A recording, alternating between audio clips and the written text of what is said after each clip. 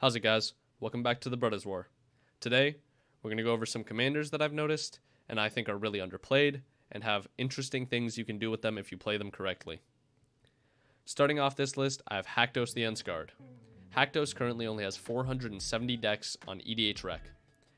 Hactos is a 6/1 creature that costs 2 red and 2 white mana, and he says, Hactos the Unscarred must attack each combat if able. As Hactos enters the battlefield, choose 2, 3, or 4 at random. Hactos has protection from each converted mana cost other than the chosen number. One thing that turns most people off from Hactos is the fact that he cannot be affected by your own spells that aren't of the chosen mana value. So instead, Hactos wants to run plenty of Anthem effects that can buff up his power or give him keywords like Double Strike and Lifelink so he can take out opponents with commander damage. Because of his protection from all mana values aside from the chosen one, this means that creatures also can't block him if they aren't of that mana value. Some of the cards that are best for Hactos are going to be Ryu, Storm's Edge, to grant an extra combat phase, Bloodsworn Steward, for a +2/+2 Anthem and haste, and Blade Historian to grant him Double Strike. Our second underrated commander comes from the new Lost Caverns of Ixalan. Kutzil Malamed Exemplar is a 3-cost, 1 colorless, 1 white, 1 green, 3 power, 3 toughness creature. He currently has 407 decks on EDH Rec. Kutzil says, opponents can't cast spells during your turn.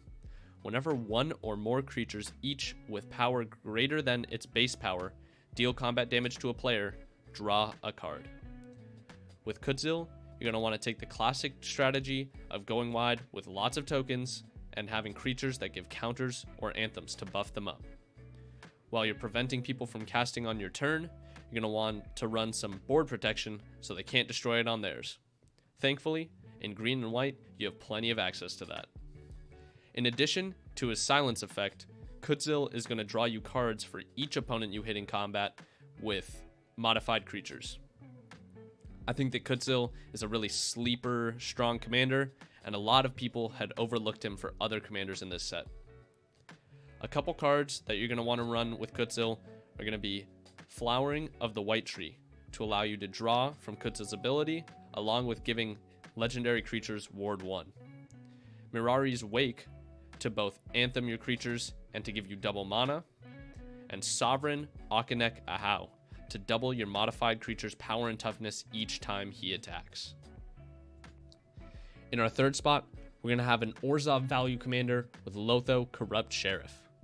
Lotho currently has 528 decks on EDH Rec and has been seeing some play in CEDH on the Playing with Power channel. Lotho is a 2-cost, 1 white, 1 black, 2/1. Lotho says, whenever an opponent casts their second spell each turn, you lose 1 life and create a treasure token. Lotho's ability is very strong, as in most turns in Commander, your opponents are going to cast more than 1 spell, giving you plenty of access to treasures. Lotho's ability is very strong by itself, and even better because he's in Orzhov, giving you plenty of access to ways that will gain you that life back. Some really good cards you'll want to run with Lotho include Kambal, Consul of Allocation, which will regain you life whenever opponents cast non-creature spells, as well as dealing damage to them. Mirkwood Bats will deal damage to your opponents whenever you create and use your treasures, and Monologue Tax will give you an additional treasure every time somebody casts their second spell each turn. Our fourth underrated commander is going to come with a background. Rari, Merchant of Marvels, and Acolyte of Bahamut. This pairing of Rari currently has 342 decks on EDH Rec. Rari is a 4-cost blue commander who says you may cast dragon spells and artifact spells as though they had flash. I've decided to pair him with Acolyte of Bahamut, as this background reduces the cost of your first dragon spell each turn by 2. This allows you to flash out dragons at a cheap cost on each of your opponent's turns, and because we're in Simic, it's going to give us plenty of ways to generate tons of mana and to untap them at every upkeep. This commander background pair can also take advantage of artifact synergies, as we can cast those at flash speeds, which in a dragon deck is easily forgettable. Some cards that work well with Rari are going to be Corlessa Scalesinger, as you're going to be able to look at the top card of your library at any time and flash it out if it's a dragon. Kura the Boundless Sky, for a flying death touch blocker who has a death payoff.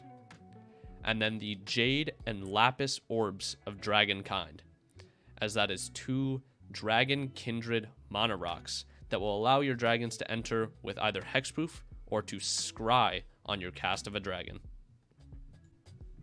Our 5th and final underrated commander is going to be Ashad the Lone Cyberman from the Doctor Who commander decks.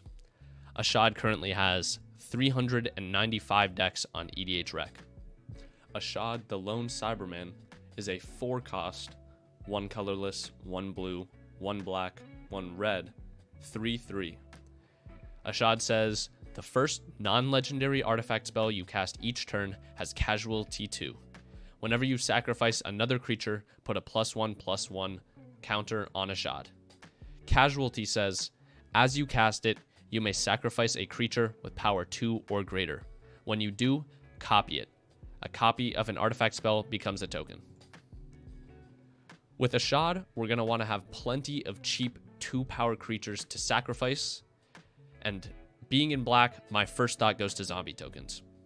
With a card like Jadar, Ghoulcaller of Nephalia, we can produce a 2/2 zombie every turn to sacrifice to Ashad, which will duplicate our high-value artifacts like Wormcoil Engine and Cybermen Squadron. Ashad also pairs well with other more common Grixis commanders such as Mishra Eminent One and Ashnod the Uncaring, both of whom love sacrificing and duplicating our artifacts.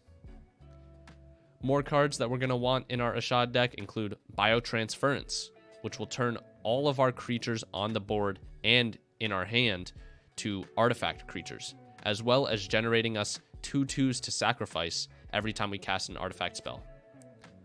Droira, Weatherlight Captain, will be a powerful draw engine, allowing us to draw off of historic cards, which our deck should mainly consist of, and their name is Death, which will wipe the board of all of our non-artifact creatures. And that's going to conclude my list of 5 underrated commanders. Thank you so much for watching, and comment down below some of your favorite commanders you don't get to see very often. This has been Brothers War. Shoots!